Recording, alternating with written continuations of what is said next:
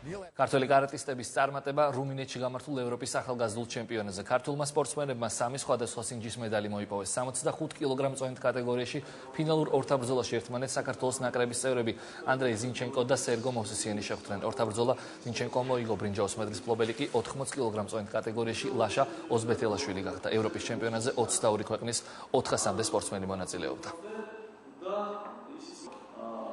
ფინალში შეხვდა ჩემი გუნდელი და ესე გადაწყვეტეს ფაჯები, რომ ჩემთვის მოეცა და დავიკავე პირველი ადგილი.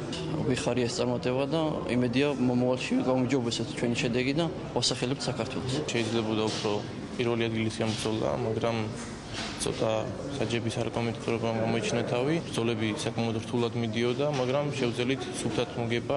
ეს შედეგები გახდება საკმაოდ კარგი საფუძველი იმისა, რომ მომავალი წლის ევროპის ჩემპიონატზე ჩვენ უკვე სამივე ასაკობრივ ჯგუფში ევროპის ჩემპიონი გვყავდა, სადაც წელს ჭაბუკებში და ახალგაზრდებში უკვე გვყავს ევროპის ჩემპიონი.